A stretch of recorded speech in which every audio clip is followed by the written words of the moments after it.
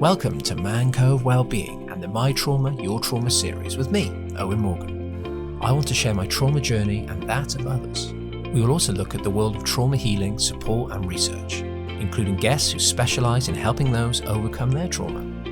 My Trauma, Your Trauma is here to explore human experience.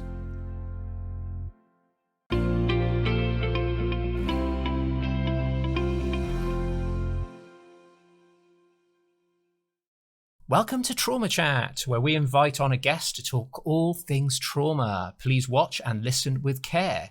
Some of this content may be triggering or may make you feel uncomfortable, so do press that stop button and take a break. Always put yourself first and check out the disclaimer in the description of this video. I am here with Kieran of Breaking Barriers Australia. Breaking Barriers Australia is a mental health advocacy organisation for every human being, with a goal of changing perceptions surrounding mental health stigma and Australian society.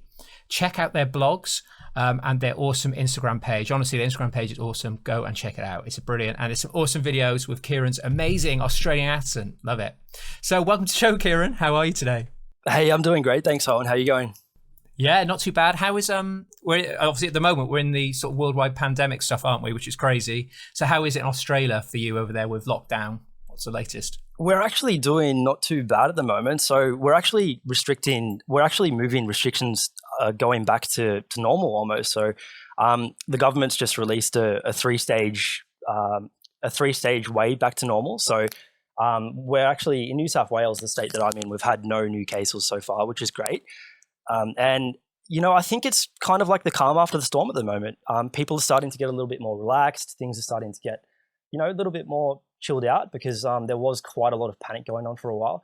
But fortunately, we have a really good healthcare system here in Australia and we haven't been overwhelmed. We've been quite good. So it's been great. Yeah, I've been sort of tracking everywhere across the world. And obviously in the UK, we've been pretty hard. But I feel that's why it's so important that we're doing these trauma shows at the moment, because there's going to be a lot of trauma from what's happening with the pandemic too. So it feels really special to be talking to people like you just because it's so relevant right now, you know what I mean? Which is really important. So before we get going, do you want to let us know a little bit more about, not so much about your trauma story, but a little bit more just about you generally, what you're up to at the moment and why you set up Breaking Barriers in the first place? Right. So basically, I set up Breaking Barriers Australia because essentially I think that there's a really strong voice, like there's a really strong need for that voice. And, you know, in Australia, we have quite a few mental health organizations which are doing some great jobs. But I think that there's a really strong need for something similar to what you're doing, which is a bottom-up approach, which is, you know, people just talking about their experiences and coming up with a peer support sort of organization where, you know, there's not necessarily a psychologist or psychiatrist or, you know, somebody talking down to you from the systemic point of view, but rather have someone who has actually been through the shit and actually knows the journey of mental health, who knows the journey of trauma, you know, to kind of speak the same language as people. And I think there's a real need for that in our society. So basically, my life's been quite shaped by trauma, you know, which is why I'm so passionate about this topic and why I've been so keen to come on the show and speak to you about this. And I think that I really wanted to find a way to leverage back my experiences to the world in a way which was mutually beneficial for me and other people. So I wanted to basically find an outlet just to basically, you know, do some writing, do some blogging, and basically just you know, offer some of the insights that I've collected along the way, and offer some of the you know some of the epiphanies I've had from the journey. And I found that I went traveling across Australia one time. You know, I went from Sydney and I drove all the way down to the Great Ocean Road, which is actually at the very bottom of Australia. And there was a really great organization down in Melbourne who was doing basically like workshops around mentoring and connections. And they're talking about how basically there's a fundamental human need for connections, and the fact that we're so disconnected in our society. We basically talked about, we all got together, people from all walks of life. You know, there were yoga teachers there were there were mentors, there were psychologists, there were people with lived experience challenges, and it was a real grassroots movement. And I kind of found to myself that there's a need for this. There's a really strong need for this, and it kind of made me so, made me feel so happy and so exuberant that I could actually, do something. And there's a need for this, because I suppose I wasn't necessarily surrounding myself with the right-minded people or the community to kind of help me sort of share all these amazing ideas that I have with the world.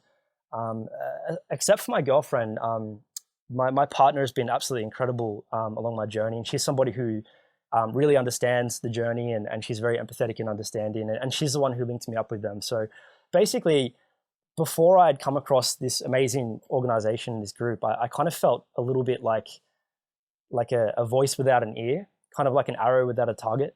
And the second that I created Breaking Barriers Australia, I found, wow, you beauty, this is amazing. This is actually, this is the catalyst I need to basically to do something. And to be honest, when I drove back to Sydney, I was super excited to message every single major Australian mental health organization. I wanted to, there's really big organizations out there doing great work, but I messaged all of them. I called them. I was super excited, and I almost felt a bit like overly confident, right? Because I felt like I have so much I feel like I have the right equipment and the right background to kind of really do some great things in the world, because I'm studying occupational therapy, which is a blended style form of, it's a blended form of mental physical rehabilitation. We study a lot of mental health. We study a lot of psychiatry, neuroscience, psychology.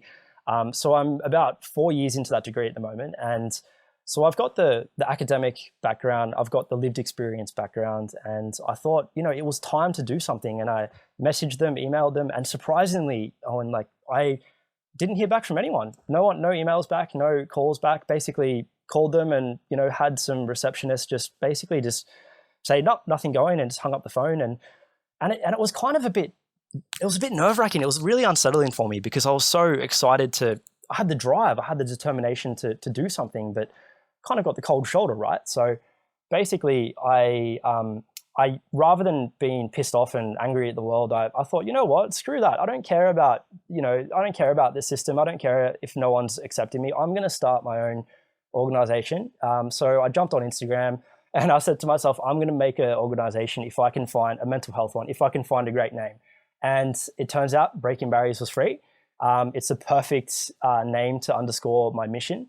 And another thing is, I just like being raw. I like being honest. I hate unnecessary bullshit. I don't want to feel like I'm in a box. I don't want to feel like I have to tick people's boxes. I want to just be everything I can be without someone breathing over my shoulder and neck. And I feel like that gave me the freedom to do what I need to do. So, it's been pretty amazing from there.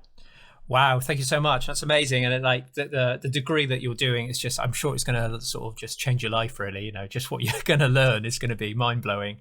And the fact that you'll then be able to work with clients too is going to be just so beautiful, isn't it? It's going to be so powerful to help these people. And like you said, there's so many amazing mental health organizations out there, which there's so much they got to do. There's so much pressure to raise funding, so it's hard for them to kind of see the community that can sort of come into it too, which is why it's so important to have things like you're doing, things like Man Cove's doing, like some of the other connections that I've now made, that we just need to empower people with knowledge, resources, tools, a knowledge of human experience so they can help themselves. This is where the power really lies. If you can let someone understand their experience a little bit more, it's going to be much easier for them to reach out for help, isn't it? So I feel like we're the middlemen between those who are suffering Absolutely. and the services that exist. So we're in the middle, just empowering them with knowledge so they can reach out to these people. That's and it's right, something exactly. that I'm proud of. And I'm sure it's something that you're super proud of too, that we're able to facilitate that, which is why I'm so excited to do this with you today, because there's so many of us out there and we should definitely come together and really push it more on a global level. So thank you for that. And I always ask the same question to everybody because I find it absolutely fascinating. So today we're going to obviously talk about trauma, the stigma, and the journey to free ourselves from its effects. But for you, in a nutshell, what is trauma? What is your interpretation of what trauma actually is? Well, that's a really good question. And, I think that trauma is something which is very, the first thing that comes to mind when I think of trauma is the fact that it's inconspicuous. It's nothing that you can see with your own eyes. It's not something which is a physical cut like you get on your arm. It's not something which is which you can actually see, and you can see the effects of it.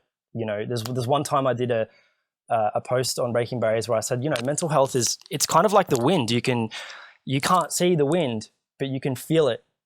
As in England, it's basically the wind can be piercingly cold and it can be so harsh on your skin.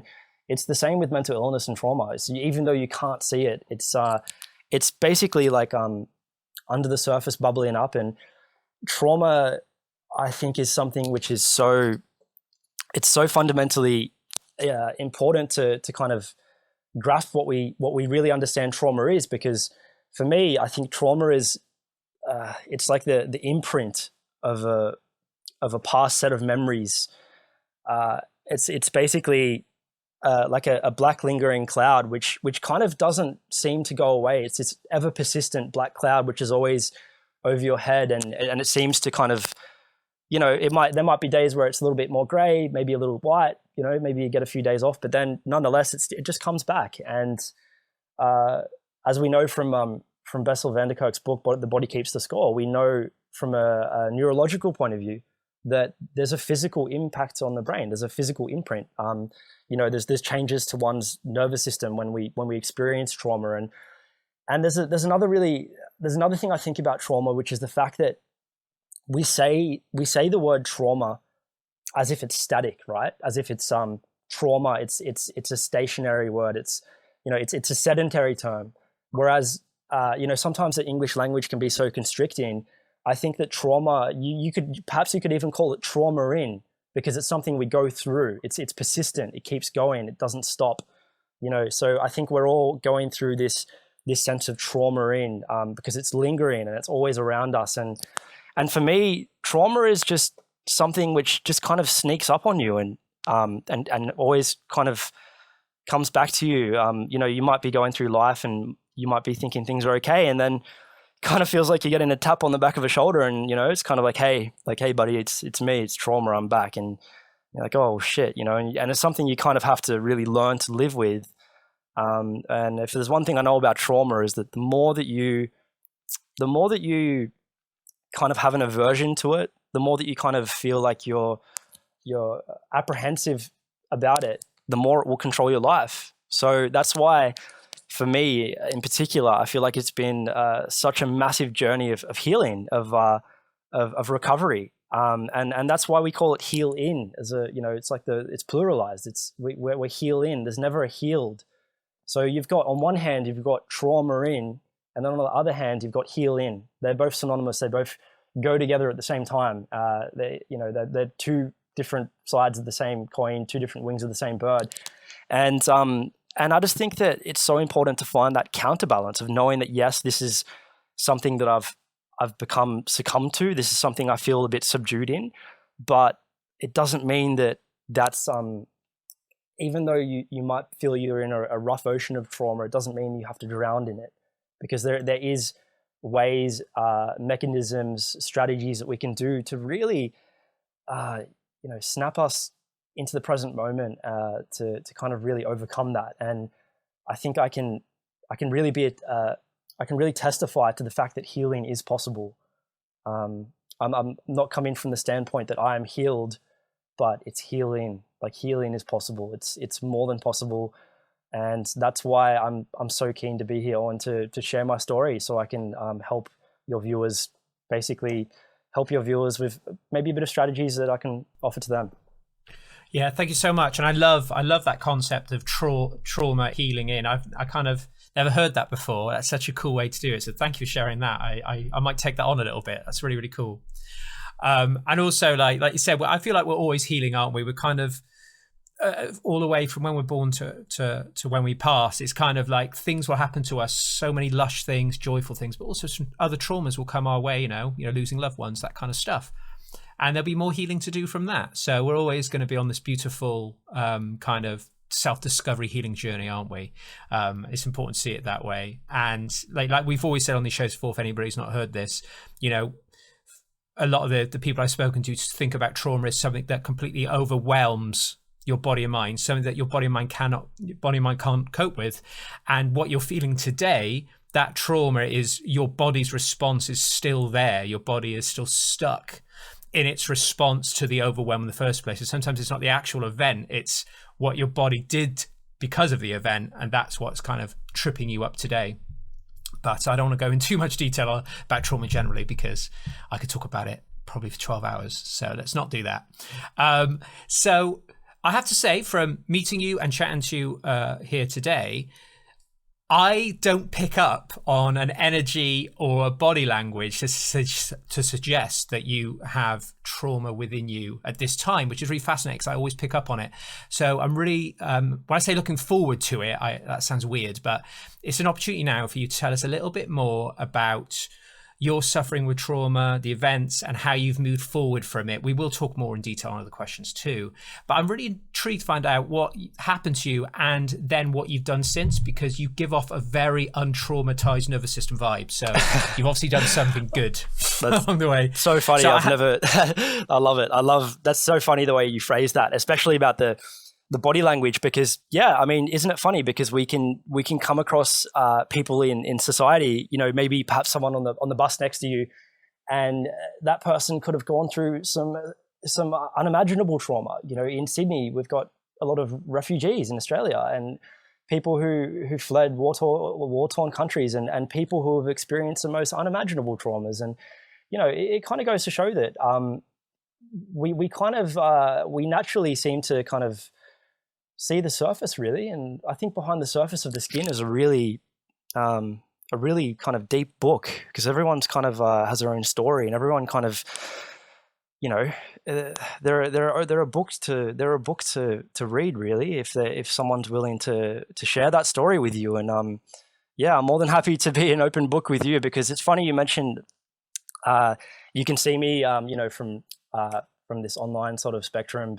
and you might see I've got a nice thick set of hair. I've got this Irish curly hair here, right? And it's funny because you wouldn't have imagined that seeing me that probably about 3 years ago now, I had all my hair completely shaven off, and I had a massive scar all the way around from the top of my head down to the bottom of my ear, which was due to a neurosurgery event of relieving a depressed skull fracture, which was a subdural hematoma, which was a really major life-saving surgery that I had, which was due to an assault that I was basically I was the reciprocant of, or how do you say, I was basically on the rough end of an assault, which almost took my life. And you know, that's one thing. And I suppose it's funny you mentioned that, you know, on the surface we can't really pick things about people, we can't really necessarily see it. But you know, I'm 27 years old now, and basically to put it out there to you, up until the ripe old age of 23 years old, I had probably about, I think I had 6 different medical procedures done on my brain, for both mental and physical reasons, which was quite traumatic, going through all of those different surgeries and different procedures. And I've probably been hospitalized probably about 5 different times in the past 6 years, for different reasons. So if I could give you a chronological sort of timeline of what's happened, starting from the start of the trauma series, of my trauma series to like the end. Basically, you know, I grew up in a really small mountain town, like by the ocean, which is about an hour and a half away from Sydney. Nice and quiet, nice beaches, really relaxed. And then when I was 18, I moved to Sydney, and I was looking for work, because there's not much work around where I grew up. So I moved to Sydney, and basically ended up getting a job with one of the biggest airlines in Australia. And I got the job as a cabin crew. And part of the cabin crew job is obviously, you know, you're on the flights, you're traveling around Australia. And I was predominantly domestic based. So I would fly from Sydney to Perth, Western Australia. I would go to mining towns, to the desert. I would go to the northern tip of Port Douglas. I would go to Tasmania. I would go to New Zealand, and sometimes I might went to Singapore. I might have gone to Singapore, and it was an interesting time of my life, because I think it was both amazing and incredible and horrible and fucked up both at the same time, right? So there were times where I got to meet the captain, and I went to go in the flight deck, and I used to sit in the cockpit for landing and see like all of the New Zealand mountains. And there were times I met politicians and famous celebrities and people who could just offer you so much to learn. But then I guess the negative part of that job was the fact that there was a very, very high amount of stress involved. It's a very like boom, boom, boom style job that it's kind of go, go, go. When you're up at, I think 35,000 to 40,000 feet, you basically have a lack of oxygen that we have here on the ground. So someone could correct me if I'm wrong, but I think you're getting 80% the amount of oxygen you get up there than you do down here. So there's that 20% of oxygen you're missing. And people who are long haul flight attendants or cabin crew, they can experience hypoxia, which is a form of oxygen deprivation, or it causes all sorts of problems if you end up doing it too much. Not to mention the physical strain of always, it affects your proprioception system, your vestibular system. Your body's always being thrown around in force, back and forth, going up, down. And there are times I went from not many people can say they went from Sydney to Melbourne, from Melbourne to Sydney, from Sydney to Melbourne, to Melbourne to Sydney, back and forth, 2 times in one day. It's pretty crazy, right? And basically the downside of that job was that I had tremendous stress and sleep deprivation. And the thing is, I ended up working so much that I got burnt out. And I went in there from a very young age. I was only 19 years old when I worked there. And I think I left before I was 21. And it was a very interesting time in my life, because there were times where say for instance, I had to wake up at 4 a.m. And I could never, I always like got maybe 3 hours sleep, and then, go off 3 hours sleep, and then fly to Perth from Sydney, which is about a 6-hour flight. And then I would land in Perth around midday, Perth time. And they'll give you 12 hours in Perth in Western Australia, and 12 hours to do whatever you want, go to the pub, or, go get a meal and sleep. And then you clock back on at about 9 p.m. Perth time, which is essentially midday Sydney time. So by that time, they expect you, they buy a hotel room for you, and you're meant to sleep, and basically you're forcing yourself to sleep, right, during the day, so you can do a red eye flight back home. So essentially, just to summarize for you, there were times where I went probably about 48 hours with about 3 hours sleep. So I would start that day on 3 hours. I would do the long haul flight to Perth, spend 12 hours trying to sleep, tossing and turning, couldn't fall asleep. And then just, I would end up having about 5-6 coffees as well. So, my self-care was out the window. I was basically, self-harming inadvertently from the way I was living. And, tremendous amount of coffee, not to mention my diet was pretty crappy. I think at that time I was, self-medicated with smoking cigarettes out of anything, really. It's just a good way to kind of just get that kind of dopamine hit. So I was, I was chronically stressed. I was smoking. I was eating crap. I was having lots of coffee all the time, and I was never sleeping. And this persisted for quite a long time, for almost 2 years. And I feel like being in that state constantly just was so detrimental to my mental health. It basically just spun me out, Owen. It was really tough time of my life. And I remember it got to the point where it was too much for me to carry on. I couldn't keep working in this airline, so I decided to leave. And when I left, I moved back home to my parents' hometown, and I got a job at a hotel there, or like just working a receptionist job. And basically, even though my life had changed and I was by the ocean and I was in the mountains. It seems like that stress had carried on from those few years of working in aviation and being under chronic stress and chronic sleep problems. You know what I mean? Basically, it got to the point where I had like 7 a.m. starts, which to me now is nothing. I work a job where I have different hour starts, and I think that's fine. But at the time, I got so used to being anxious, falling asleep, working for this airline for so long. Basically, when I moved back home, I basically just would stay awake all night, just basically tossing and turning and shaking until 2 a.m., 3 a.m., 4 a.m., 5 a.m. And before I knew it, the sun would rise and I would hear the birds, and I knew that I would go a night without sleep. And that happened when I was working for the airline. I basically went days without sleeping and lost nights of sleep, which was really, really unsettling for the whole system, for the nervous system, for everything. And, basically, I noticed that my life started to change dramatically. I started to get experiences which were quite abnormal. I started to experience a state of mind which was not all that common. I started to basically,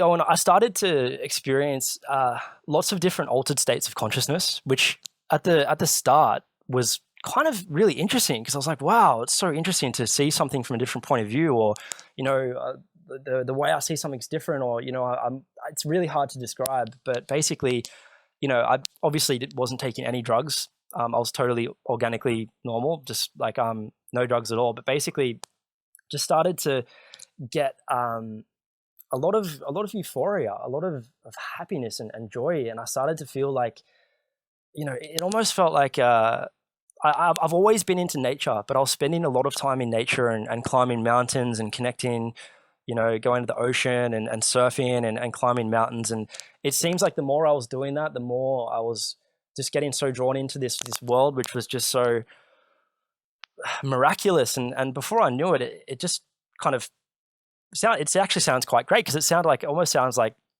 I was beginning to experience a heaven on earth. I was feeling, I remember one night where I felt like I'd had this massive, massive awakening. Like, I basically felt like I was on top of the world. It basically, to summarize, it basically felt like I stopped being a human experiencing the universe, and I started being the universe experiencing a human, which is a phenomenal experience. It's the stuff that all the spiritualists and mystics, it's their goal, right? And I experienced that, and it was amazing. And I remember I just felt complete total euphoria. I felt happy. I felt on top of the world. Like it almost felt like this world was created for me, and I started feeling almost just a sense of ecstasy which is incomprehensible and so hard to describe, but it was amazing, right? And to describe that from a neurological point of view, looking back, that was a mania. I was experiencing mania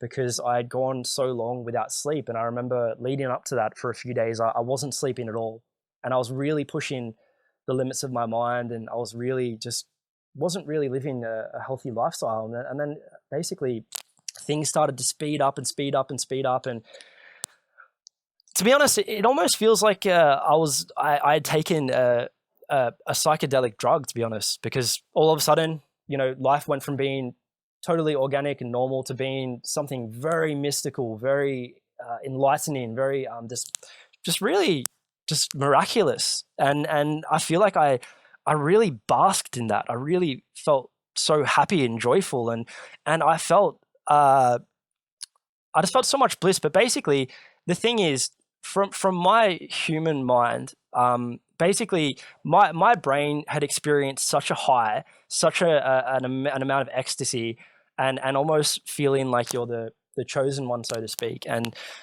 And because I experienced that high, it almost felt like you're like a chosen one from God, right? Or almost basically, to give you the experience, it's a typical religious manic experience, but basically it felt like I was Jesus, like I was Christ, or I was a Buddha. And I did go through times of feeling like I was that. And unbeknownst at the time, it was an autonomic reaction to something which I experienced. And if you would actually look at a brain scan, an MRI, I think it's an fMRI of people who are experiencing mania, you can see their whole brain lit up. Like, I'm talking, you get access to all the areas of your brain that most people don't, right? And that's where the mystical experience comes in. That's where the grandeur and the beauty comes in. And because we still don't know what consciousness is. We still don't know what the mind is. It's something which is so phenomenally puzzling and baffling. And if modern neuroscientists and you still don't know what it is, then I suppose that there's so many holes in the puzzle here, right? And basically, my everyday thinking mind just completely latched onto that experience and thought, wow, I must be the chosen one. I must be Buddha. I must be Christ. But, after that, I felt, things kind of were okay. And I did kind of experience, lots of different altered states. And I did experience things which are quite abnormal, which wouldn't really, make sense really trying to explain on this podcast. But nonetheless, I basically went out into nature a lot. I wanted to almost get lost in nature, right? So I would go out into the mountains and just really just want to just connect with trees and nature and just feel the beauty of the earth beneath my feet. I'll go to the ocean and just pick up grains of sand and just feel them going through my fingers. And it was a complete feeling of inseparability between myself and what I was experiencing. So basically, it was like a non-duality experience of just oneness. And to be honest, looking back, that's a really beautiful thing to experience, right? I mean, most people really want to feel that. They want to feel connected. Most people who are spiritual would love to have that union with God or the union with the universe, whatever you want to call it. And that's what I did. But unfortunately, Owen, it actually ended up getting quite serious from there. So basically, there's just one other thing I wanted to say just before I finish this, is that what I'd experienced was to me felt like an awakening. To psychiatrists, they would say is a manic experience. However, there's a really good quote by Joseph Campbell, who's a 20th century mythologist. I'm not sure if you've heard of him, but so he mentions a really good quote which just sums it up really precisely. He says, the psychotic drowns in the same ocean in which the mystic swims with delight. And that's just a really powerful way to metaphorically describe what I experience, is that there's this unconscious ocean of reality we can experience, and some of us can get lost in it and become psychotic. And you can have some mystics who love going in those areas. Some people call them psychonauts.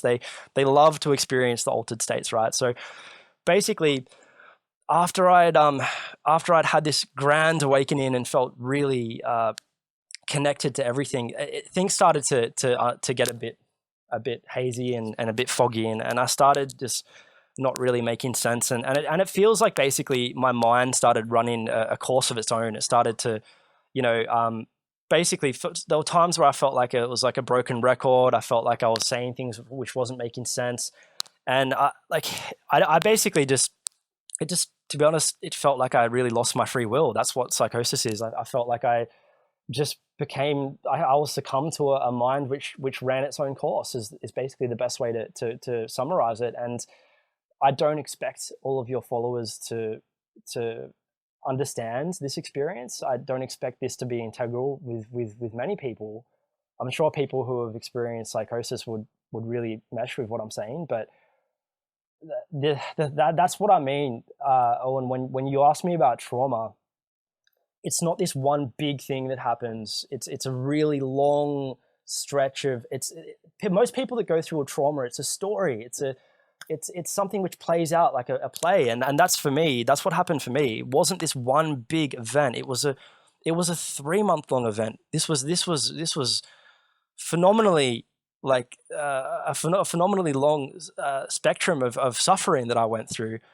So basically, to put it short, I was thinking I was the second coming of Christ, and feeling like blissful and happy, and feeling like I was some sort of Buddha, and I was going out connecting with trees and hanging out by nature, and just feeling like really so connected and beautiful. But nonetheless, I was still not making sense, and I was still, you could probably say, incoherent, or I wasn't seeing the world the way it is, and my mind ran its own course, and things started to get a bit more elevated, and I did get more elevated, and turns out that I wasn't sleeping all that much, and things just, my family noticed that there was a really serious cause for concern. So basically I had a really close friend pick me up and take me to the mental hospital, right? And see, to give you an idea of my mind, where my mind was at, as I was on the way to the mental hospital, my mind was thinking, "Oh gosh, that's amazing! I'm on my way to spread the word to the world. I'm gonna be a messenger of God." It was weird. It was my mind was just doing its own thing. It wasn't. You're speaking to me now, as in your words, Owen. I'm an untraumatized person. I'm rationally telling you this story. It doesn't really make sense. It's very hard to understand. But yet, when I went into hospital, things started to get really, really fucked up. So basically, unfortunately, the mental hospital where I was admitted into was basically renowned for being one of the most notorious mental hospitals in New South Wales, the state that I live in.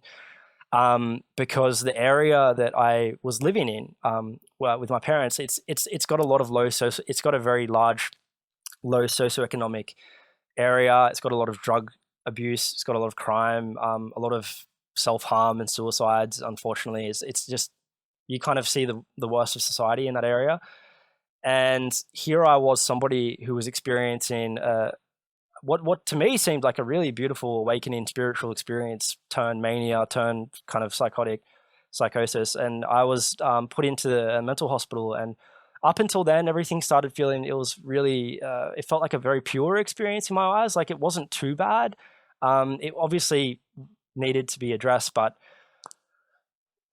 when I went into the mental hospital, it was hard, man. It was hard. That was a really, really hard time. And this is where my analogy of the trauma in comes, because imagine a runner who's got a 100-meter race, and you've got hurdles to jump over, and it just felt like each hurdle to me is a trauma that I just tripped over and fell face first, right? Because I was a very odd case. So I went in there, and I was surrounded by people who were experiencing drug-induced psychosis, and like lots of schizophrenics, lots of people who were, maybe just like really lost themselves really, really poorly. And I feel like, when I went in there were people who were charging and running towards the windows and trying to escape, and smacking themselves up against the wall. And, people, I remember one night, there was a police officer, and this guy was screaming and headbutting the wall, asking for a pillow.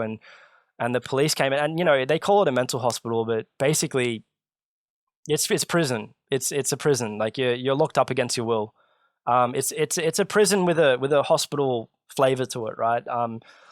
Because basically all the nurses are behind glass windows, open area. The security guards there. Anything goes wrong, the police will be in there. And people were banging their heads, getting carted out by the police at 1 a.m., 2 a.m. in the morning, and they was screaming. There was violence.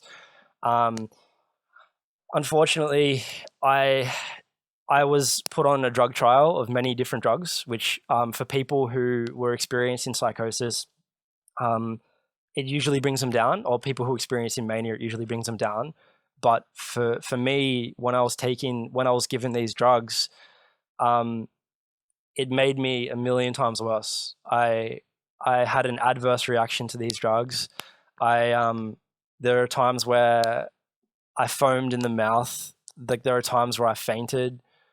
There are times where I became so disorientated after taking these drugs that I fell over and smacked my head on a table and passed out. And there are times where I got attacked by a drug addict in the mental hospital. I was in the high dependency ward for a whole month and a half, 2 months. I think about a month, which was really hands down as bad as it gets. Screaming like 12 hours of the day, people who were telling you the most fucked up shit about their view of the world, and which really melted into my experience, and I kind of marinated in the really messed up cocktail of psychic mess that was in that place, right?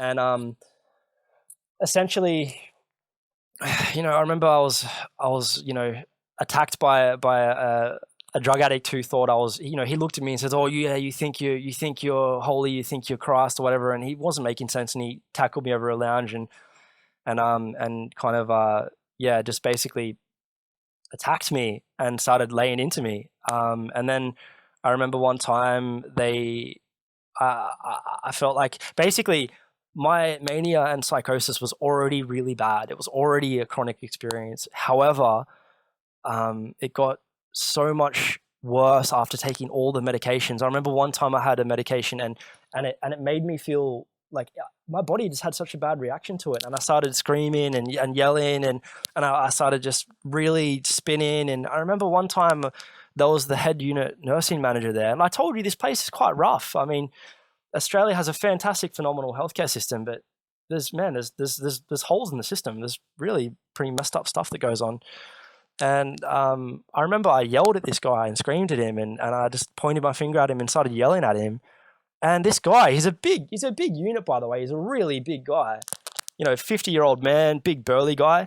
And he just comes charging at me, and he tackled me. The guy tackled me, right? Like, I don't think I was harming him. I didn't chase him. I didn't do anything, but he charged across a yard and tackled me. And it was just such a rough period of just that in and of itself, just being in a mental ward. The walls were 15 feet high. I didn't have access to the outside world. My parents came to see me all the time. My brothers were calling me. I had some friends which came and saw me, and you know, unfortunately, I kind of feel like I lost a lot of friends at the time because they weren't really accustomed to the way in which my mind was, you know, not really seeing the world the way it is. And basically, you know, there came a time where the hospital staff said, or my family urged the hospital staff to basically allow me to go back home. And I came home, and, you know, who thought it was a good idea to go bushwalking at 10 o'clock at night, just go up in the mountains and just, you know, wasn't making sense, but I thought it did at the time. And yeah, next day I was admitted back in the hospital again, high dependency ward, back at it. And there came a time where basically the nursing staff, there was no avail with the drugs. The drugs weren't working. They weren't bringing me down. I was still heightened. I was still high. And basically, they said that basically the only way to alleviate me from this psychosis was through a very experiential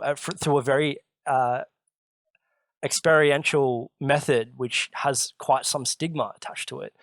So there was this Canadian nurse, and he sat down and he said to my mum, I really want to talk about your son.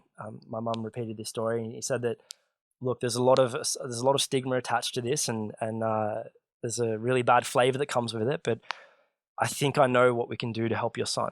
And my mum said, whoa, you know, tell me, what is it? Like, she was ecstatic because she, at this time, felt like she had lost her son, almost like I was gone forever. The son that she had known was gone. And basically, he said that we think that electroconvulsive shock therapy might work on your son. And my mum was just completely taken back at this moment. And my dad as well. They were both just, they were at the end of their wits, to be honest, Owen. They didn't know what else to do. They were hopeless. And, you know, unfortunately, around the 1950s in America, electroconvulsive shock therapy was experiential at the time. It got a bad reputation because they were experimenting on people. They were doing very, very high voltages, and some people got brain damage from it. Some people basically some people had adverse reactions to it. Some people died. Some people, you know. But this is the premature, naive psychiatry in its early stages. Like, you know, they did lobotomies on people. Bessel mentioned that in The Body Keeps the Score, like putting a body a knife up someone's nose to scrape out their brains to stop neurotic women. Like that happened in the late 19th century, right? So we've come a long way. Basically, they said that it's a very, very mild amount of. They strap electrodes to your head, to your brain. They put them all on there, and they basically turn it up to a very therapeutic dose. And for the viewers who can't see this, basically, I've got a water bottle in front of me, right? This is the example that the nurses and doctors gave to me in the hospital. They said to me, basically, if you see the water in this bottle, like the chemicals in your brain, let's just say at the moment something's just not working, and they're not working right. These chemicals are just kind of all over the place, and things aren't really working. And basically, what electroconvulsive shock therapy, ECT for short, does is it shakes it up. It shakes up the whole bottle, and basically, resets the brain, so to speak. And basically, the way I see it from my analogy is that looking back, basically, if you were to look at the human brain like a computer, if things go haywire, if things stop working, it's almost like turning the computer on and off again, right? That's basically the best example I can give. And I personally believe that my experience of mania and psychosis and all of this, even though there were very many spiritual elements associated, I really do believe it was because of the sleep deprivation. And I also do believe that that's the best case for it, because we know that in the from the wartime, they experimented on soldiers with sleep. They knew a correlation in the World War II, I think it was, that sleep deprivation is a precursor to psychosis. So we know this. And the reason why I'm stressing this to you is that they diagnosed me in the hospital with bipolar 1 affective disorder. And I never subscribed to that. I was like, wait, bipolar? Doesn't bipolar mean both ends of the spectrum? You go down and up. And I had never really experienced depression. I never went down. I only had up. And they said, oh, well, there's one way you can be bipolar. The name doesn't justify, but you can be bipolar 1, the kind of person that doesn't go down. And see, none of this really made sense to me. So I never subscribed to that diagnosis, which is a very, very important message that I need to offer to a lot of viewers. Even with PTSD, you are not your PTSD. You are not your condition. These are things which happen to you. And as you know, we know Bessel van der Kolk in his book, The Body Keeps the Score, mentions that, the DSM-5, the diagnostic statistics of manual for diagnosing people, that was only ever originally invented for insurance companies to get money for treating people. So basically, we're not our conditions. We're complex human beings who have gone through a lot of shit. And for me, it's really important to liberate myself and peel away the layers of societal conditioning which have been slapped on me, and I've just never subscribed to that. So I thought it's a really important message just to drop that in there. But basically, to continue the story,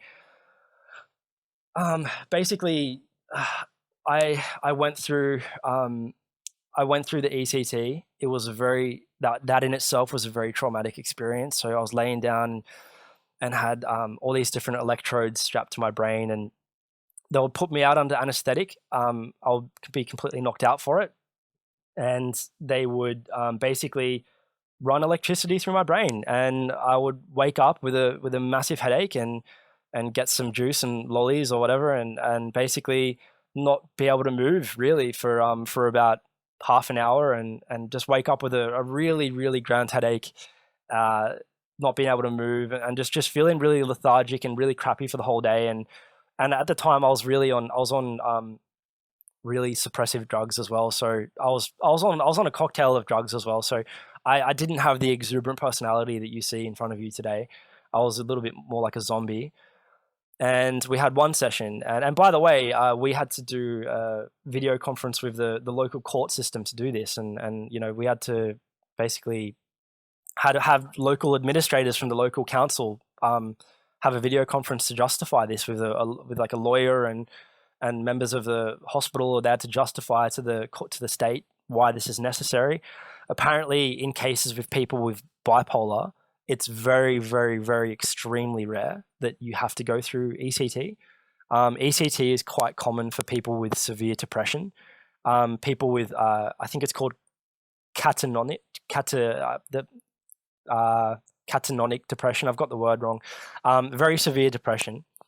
They apparently ECT is a godsend for them because it allows them to basically snap out of it, so to speak, and reset the chemicals in the brain and allows them to live a normal life. And for me, I started noticing a significant increase in my affect and mood, and it almost felt like I was coming back about after the second or third one, and my parents were like, "Oh my God, I'm starting to see my son come back," rather than being incoherent and manic and not making sense. So slowly, I started to really come back down to an equilibrium. I started to feel okay again, and things started to be okay. And there came a point where like I was in the mental ward, and I was with a lot of psychotic people and mentally ill people, and I was just as mentally ill as them. I didn't know what was going on. A lot of them didn't know what was going on.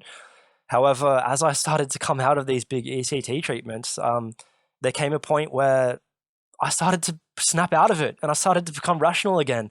And people started speaking to me about all this crazy stuff when I was in the mental hospital, and I kind of felt like a fish out of water.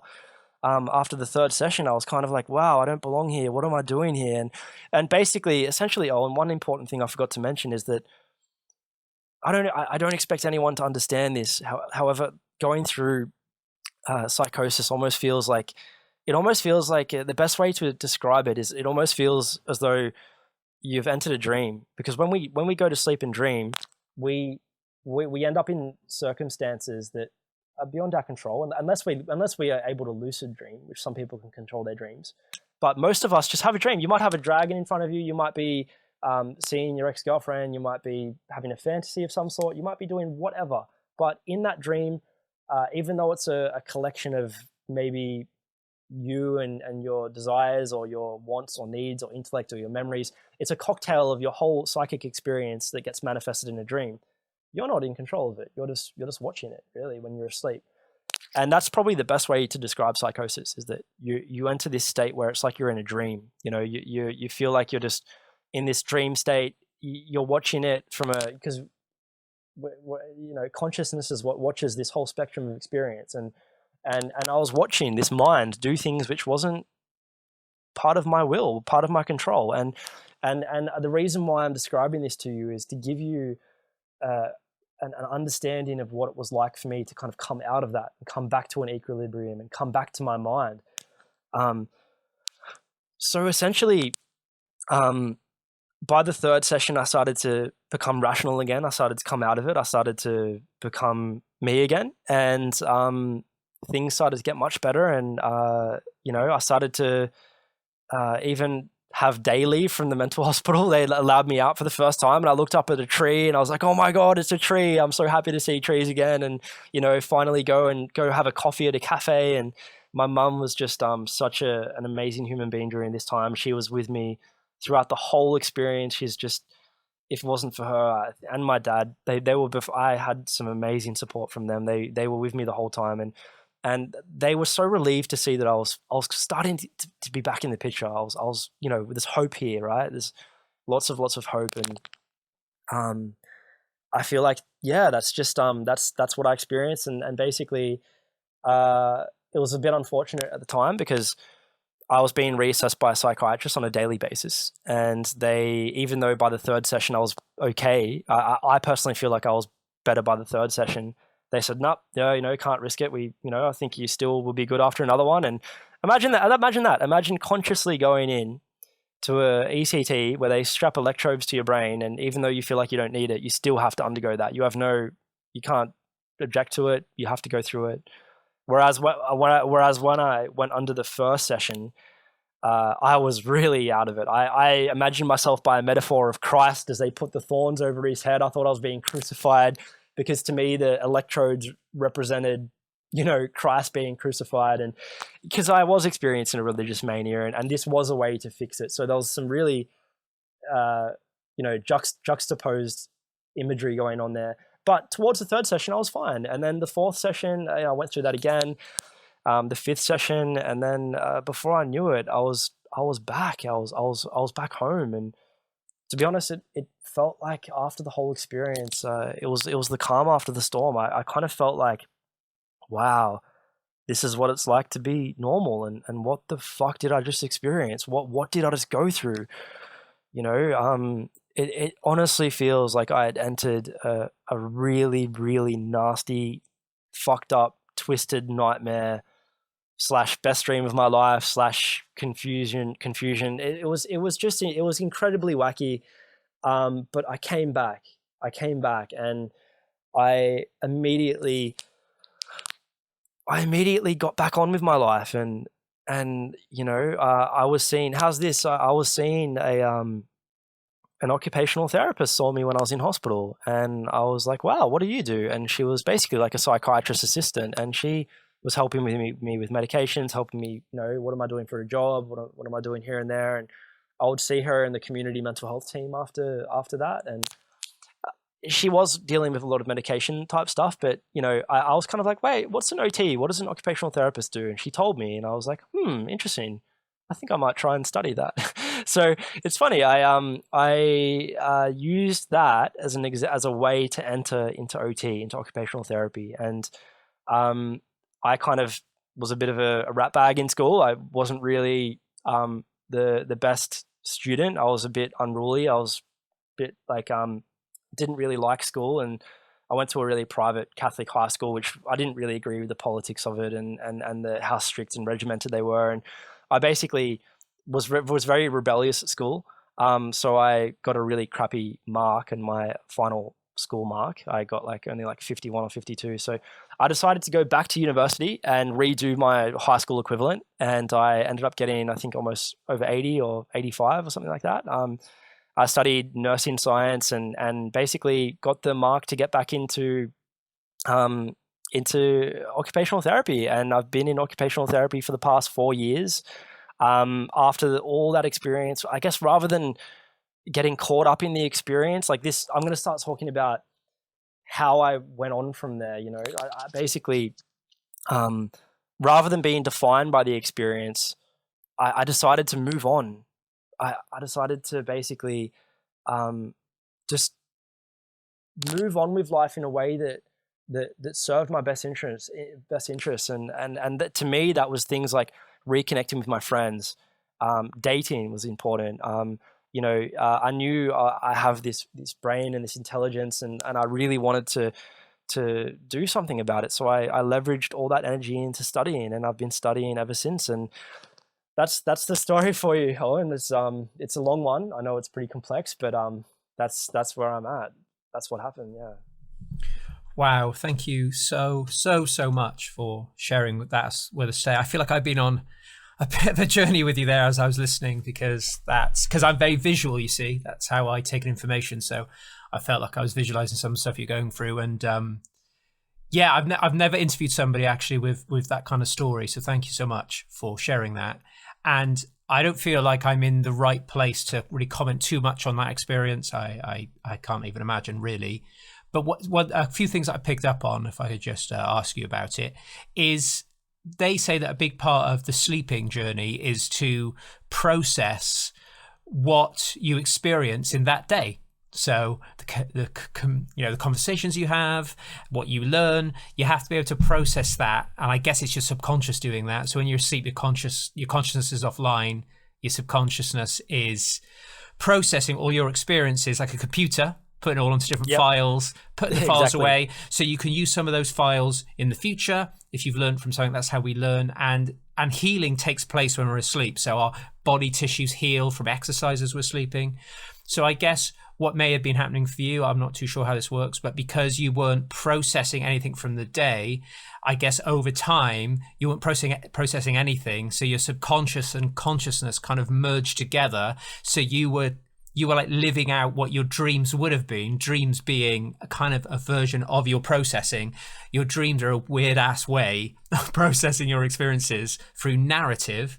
So I guess your subconscious to your conscious state. So you were processing everything in the moment on a computer that was completely just on overdrive. Would you say that's kind of a good way to describe it? Yeah, I think it would be a really good way to describe it, because to be honest, you know, there were, I think you really kind of hit the nail on the head there, because I feel like you say subconscious, we can call it a mixture of long-term memory, subconscious, unconscious, whatever you want to call it. But there's a very, very deep unknown part of our consciousness, which we don't often have access to, which does get manifested in the dream state. We do sometimes tap into it, like things just pop up, whatever. But I think for me, I think you're absolutely right, because I can testify to that, because I think that there were times where leading up until that manic experience, there were songs that I was really vibing to, like, Mumford and Sons. I was listening to Mumford and Sons, and I felt like the words were speaking to me leading up to that manic experience. And when I was in the mental hospital, I remember, my mind was stuck on a feedback loop of playing these songs, and I was singing this song, and I was singing this song. And I remember I also really like a speech by Charlie Chaplin at the end of a movie, The Great Dictator.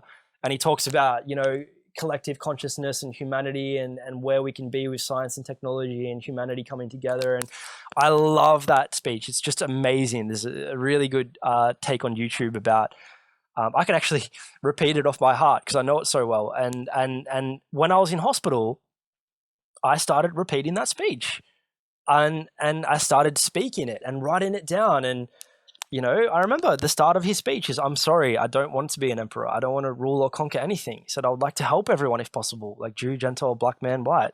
There's room in this world for everyone, and the earth can provide for us, and Mother Nature's here for us, and we shouldn't be succumb to greed and anger and pity and unnecessary wars." And I think that underscores my philosophy, my beliefs, my values of just this idealistic utopian society we can live in, and calling out this unnecessary low consciousness bullshit for what it is.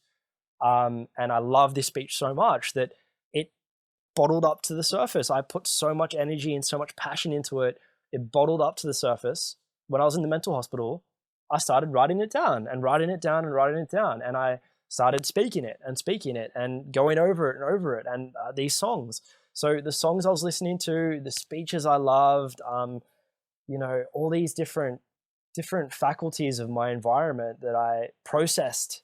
It's almost like my computer was just trying to process all these things at once, and maybe I put too much energy into them, and like vibing with them so much, really, so to speak. So basically, yeah, I think it's a really good way to kind of summarize it. I think you kind of hit the nail on the head there.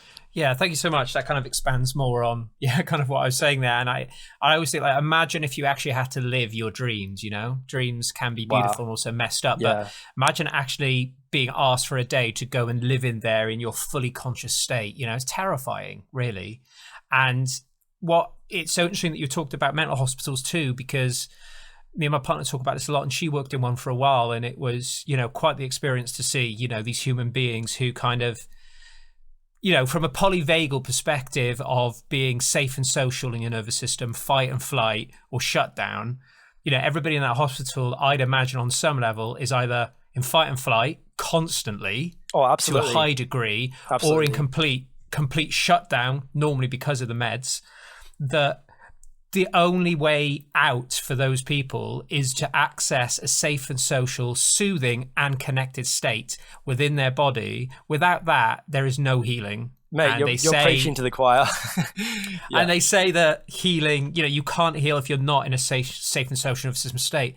So the issue with mental hospitals, from my opinion, obviously, and in the prisons, is that you're putting people who feel unsafe in their body and minds into unsafe environments where a mental hospital feels like a prison.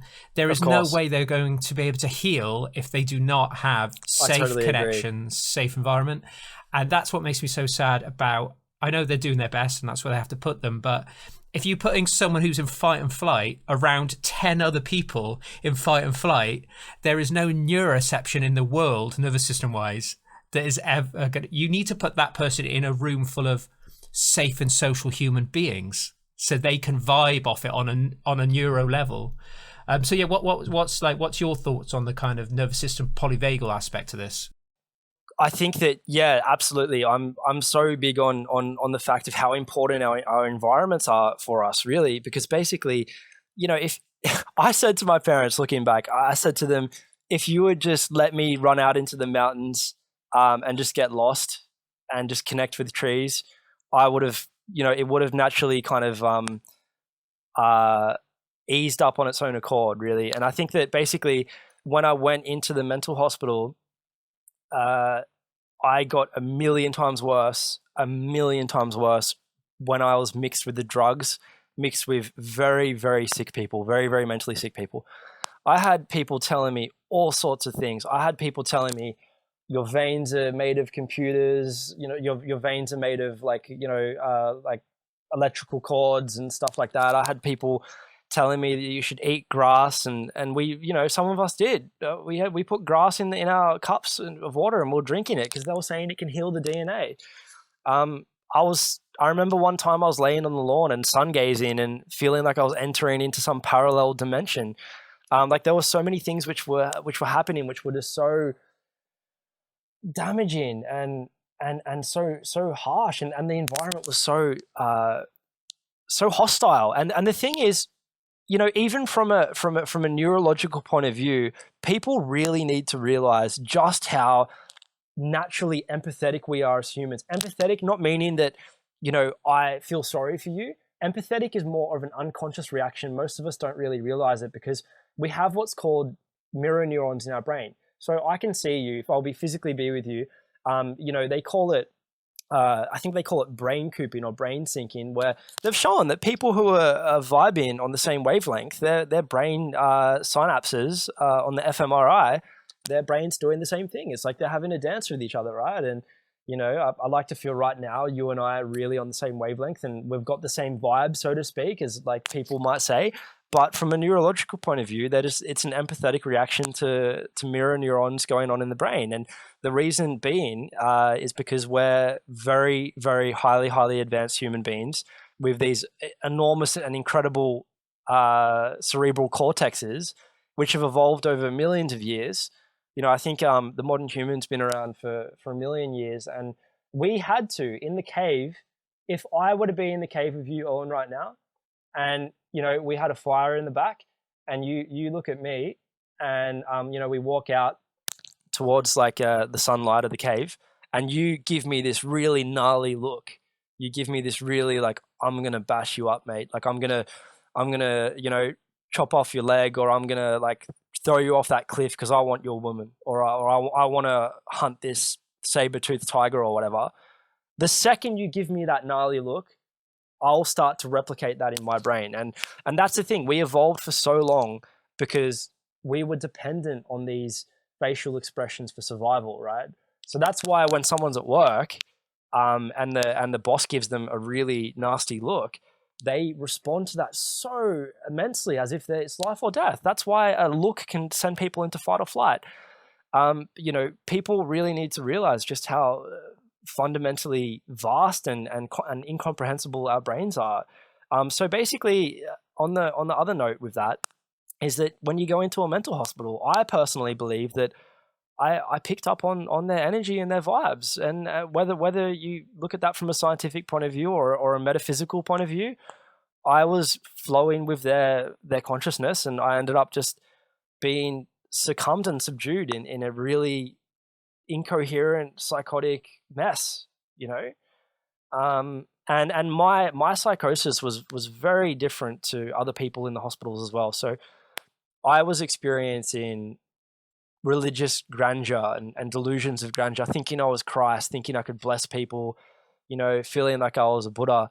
However, other people who were there who were experiencing drug-induced psychosis, that was a very, very different kettle of fish. That was very complex. That was a really paranoid, really obscure psychic experience that they were going through, and that kind of really rubbed off on me. So like I said, the second the second I went in there, I feel like I went from being, this really bubbly and happy and euphoric Christ-like person, but Christ-like in the sense that I felt Christ-like, and then just to being like really, really, just being really not with it. You know what I mean? And it's interesting because in Australia, I recently saw on the ABC that they're getting autistic kids to go on retreats to farms where they've got horses and stuff like that, and that's amazing.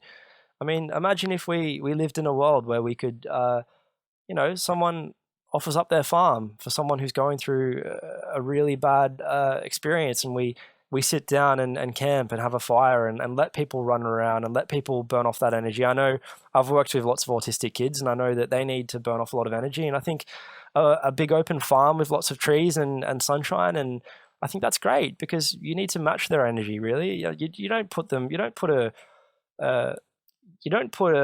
a bird like that's meant to fly in a cage. And I feel like that's what happened to me. I was meant to fly, and it's interesting because I've been on a massive journey ever since this happened to me to find out what the mind is, what the brain is, what consciousness is. Like I've studied a shitload of neuroscience. I've studied a shitload of psychology and spirituality and mysticism just to find out what it is, what happened to me. And I feel like I've just been on a journey ever since to find out why and what and how. And I've traveled to India 2 times, and I've been on massive journeys. I've been to gurus, and I've been to the Himalayas. I've studied big textbooks, and like, if there's any reason why I have so much to say on breaking barriers, it's because I'm obsessed with the human condition.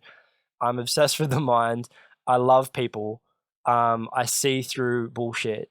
And I think that's why I have the repertoire to leverage this into the world, So basically, yeah, you're totally right about how big the environment is for people. I totally agree.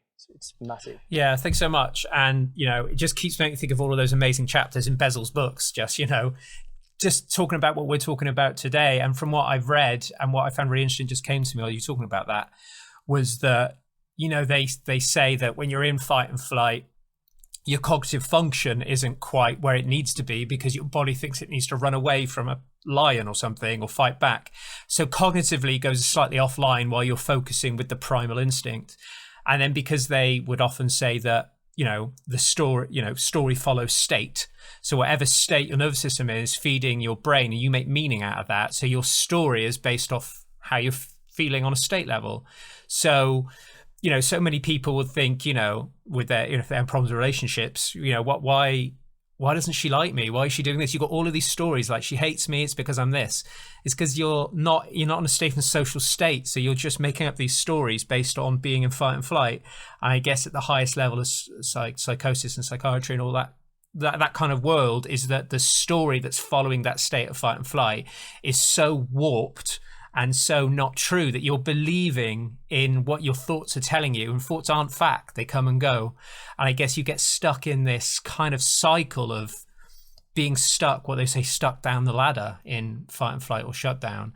I'm really wary of how long this episode's going to be. So this ties in really nicely actually with the next question, which is a real opportunity for you to share a bit more insight in the trauma recovery journey. But from what we're talking about, kind of ties in what I'm saying. So what do you feel is the key to empowering the world when it comes to trauma recovery? So from what you experience, where do you think the power lies in the long-term recovery? What are the components of that, do you think? Well, I think that's a really good question, because I really feel like, when it comes to empowering the world with your trauma recovery, I really feel like the biggest thing you can do is by simply empowering yourself. Because when you empower yourself, you empower other people. When you heal yourself, you heal other people. It's a symbiotic relationship, and I just feel like the more work you put into healing yourself, and the more work you put into empowering yourself, that there's a really good quote by Mariana Williamson. She says, like, our deepest fear is not that we're inadequate. Our deepest fear is we're powerful beyond measure. It's our light, not our darkness, which most frightens us. Your playing small does not serve the world. There's nothing enlightening about shrinking so that other people won't feel insignificant around you. We're all meant to shine as children do, and it's not in one of us, it's in all of us. And as we let our own light shine, we unconsciously give other people permission to do the same. As we're liberated from our own fears, we automatically liberate others around us. And I feel like, you know, by you and I and everyone else doing the inner work, that just allows us to branch that goodness out into the world. And you know, you can have such a massive, profound impact by sharing your story, by smiling at somebody, by sharing your journey with somebody. And I just feel like there's so much we can do to empower other people by making sense of our story in a way which benefits other people. Because so many people talk about PTSD, post-traumatic stress, but no one ever talks about post-traumatic growth and the fact that we can grow from these experiences. We can raise to new heights. We can do things which we never ever imagined before. I've always used the analogy of the fact that if you were to look at our bodies like a car, and our cars drives us through life, and then a trauma is like a big, you know, crash to the system. You know, the bonnet crashes on a tree. The trauma allows you to open up the bonnet and look at what's going on inside the vehicle and in the engine, right? And for some people, I feel like they would never have the gift of looking inward and looking into who they are, what they believe in, their values, their highest expectation of themselves, where they want to go, what they want to do. Basically, I just feel like it can offer people value. It can offer people value, and it can offer people perspective. And the thing is, it gives you a story to live through. And you know, it's basically, I posted a thing on Breaking Barriers the other day where there's a quote by somebody who says that the older you get, you realize that there's no answers. There's just stories, you know. And I really feel like the way in which you interpret your story is the way in which you the story you tell yourself is the story that you're living. And that's a really big kind of pill to swallow, because like you said, thoughts they're not facts. Thoughts aren't facts. Thoughts are things which come and go, and we can either decide to ride the wave of these thoughts and get lost in them, and or we can decide to just watch them.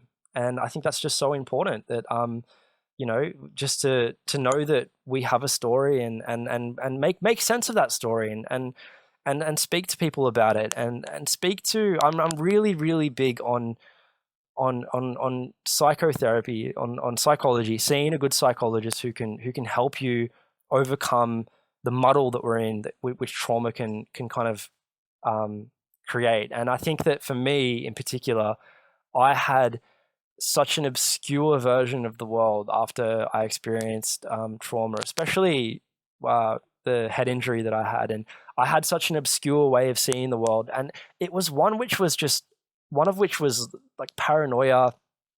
No, I don't mean paranoia in the real sense. I mean just anxiety of thinking, thinking you know what everyone knows about you, or thinking thoughts which are just so detrimental to your own well-being and health. And a psychologist can get the muddled up thoughts and just make sense of them, and just help you to.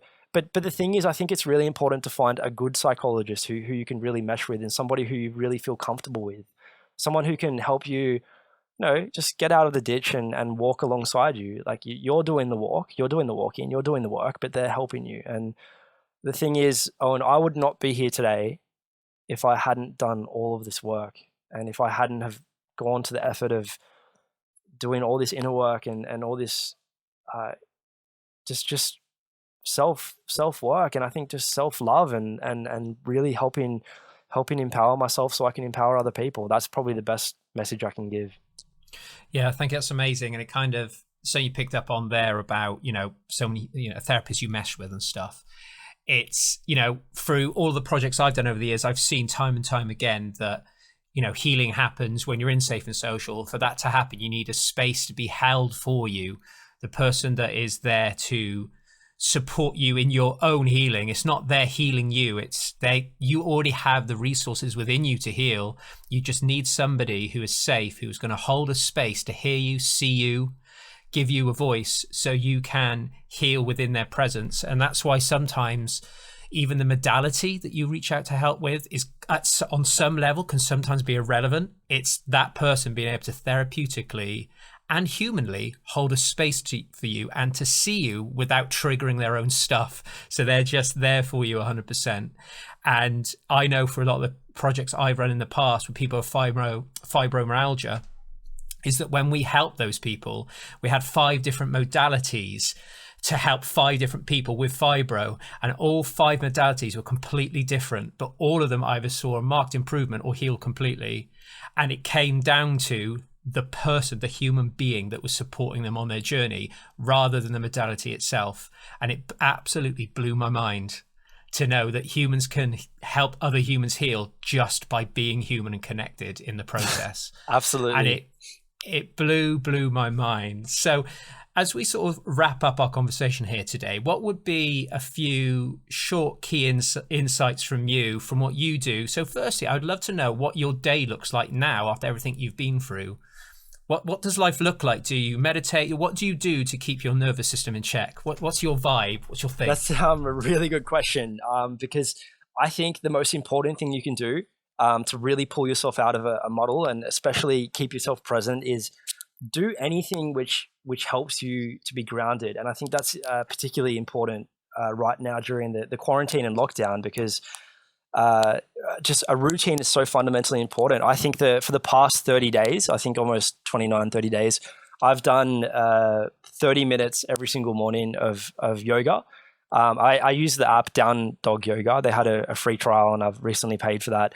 And Down Dog Yoga, you know what? Like, I just find that I start my day, you physically get your mind in your body, and you get yourself, like, yoga means union, and you're aligning your body with your mind, with your spirit. Everything's kind of aligning. And sometimes you might start the day where you've got a lot of thoughts happening. You've got things where you just feel a bit puzzled, or, you know, you might have a negative thought which makes you spiral, and the day gets worse and whatever. But when you start your day with yoga or meditation or any sort of spiritual practice or exercise or anything like that, I feel like it just really, really helps you a lot in your quest just to be present and calm the nervous system. I think for me, the most important thing is getting out into nature. You know, like, I honestly feel like I probably spend, even to this day, I probably spend more time around trees and nature than I do people, honestly. Like, I go hiking every single day. Today, just before this podcast, I went hiking up a mountain and back, and I've done yoga this morning, and I know it's hard. Like, I just want to say to any listeners right now who are hearing me out, I know, I get you. I really understand if it's hard for you to pull yourself out, if you feel like you're kind of trapped in your mind, if you feel like you don't have the motivation and energy to get out. Don't feel like you have to get out there and be this amazing person who does all this, has this incredible routine and exercise. Take it small. You know, go slow steps, go quick, don't go quick. Go, like, you know, Rome wasn't built in a day. Just take it easy. And I think for me, like, yoga's been amazing. I do a lot of meditation. I get out into nature. I'm very spiritual, and I often just connect with my version of a higher power. And also another thing is, on the path of healing and overcoming trauma, I feel like there really is this underlining almost subconscious belief that I am different. I've experienced this trauma. No one understands me. No one gets me. No one knows the depths of pain I've been through. And I think this is so almost universal. Like, that it can happen. I've experienced it. I know what it's like. It's hard. It's a bad mind state to get into. But the thing is, if you really take your first foot forward to step out and get into a community and surround yourself with like-minded people, find people who are beneficial for your mental health. Don't be around toxic people. Find a really good community and step your foot in that, and just know that healing is possible through getting into your body, exercising, doing your form of meditation, your form of, if you happen to be a Christian or a Muslim, be the best bloody Christian or Muslim you can be. You know what I mean? Like, just connect to your version of a higher power. Or if you're a community person, get out into the community, like, build a community. I feel like with Breaking Barriers, I've just built this amazing community of like-minded people, and I'm so proud of that. And these are things which become our values. You start to value meditation and yoga and your spirituality and your community, and also every single time you get out into nature, I promise you'll learn something new that you never knew before. you learn something new about a tree you've never seen before, a flower or a bee, or, trees can do this or that. And it's just, for me, it's so inspiring just being out in nature. And I think that's probably the best advice I can give about moving forward. And, yeah. Yeah, I think so much. There's so much in there that you said, and again, it reminds me of Basil saying how they did loads of trials at how yoga was as effective, or not, or if not more effective than medication for coming to the body and healing the body. It's like you said about safe social connection, everything. If you can start to connect to things that make you feel alive, make you feel purposeful, make you feel safe, is really important. But the thing is to become embodied and to really feel into what's going on in your body, which, like you said, can be insanely difficult, so hard, especially with anxiety, to come into your body. Of course, you're not ready to sit there and just start feeling into all of your, fight and flight. It's going to be too much. But knowing that when you're in a safe place or a safe position to do so, you can come into your body where the real healing can take place. But to do that first, like you said, is to find a level of connection outside of you even that allows you to be ready to connect inwardly. Like you said, going into nature and feel connected to nature. Finding like-minded people who you feel connected to allows you to start to begin safe again in community around others. So you are then ready to come inward and do the heal in stuff that you need to do. But it's very silly to just jump from mental health issue to, I was told to be embodied, so I'm going to start going in and having a look, because that can be quite traumatizing.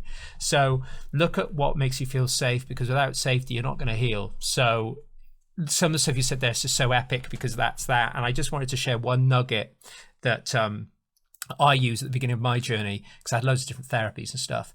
But for me, it was music. And I time and time again talk about this. It's a universal, most people have it, that if there is a certain kind of music that just makes you feel just awesome, doesn't matter what the genre is, try this out. Put headphones on, maybe close your eyes or put something over your eyes, tune into that song so 100% in this moment. Like, listen to the drums, the riffs on the guitar, the voice, the tone of voice, and just really submerge yourself in the music. It makes you so present and allows you to start practicing present moment. I always use the music one because that's what transformed my life in the end, because it gave me the platform to push forward. So it's so important. So before we go today, Kieran, is there anything else that we haven't missed? I would be very sad if you didn't get to mention something you wanted to, or are you happy? Yeah, I guess it's just at the moment, if anyone's listening with Breaking Barriers, just the future for what it holds. I guess at the moment, I would ideally like in the future to start up a podcast, or like basically once I graduate my degree, I'll have a lot of time to start doing some great things with that. So whether that means it could be retreats, workshops, podcasts, it could be anything at the moment. I don't know what it is, but all I know is that being here with you on, it's really a big first step forward to really sharing my story and putting myself out there, and knowing that I would just, at the moment, I'm just happy building communities.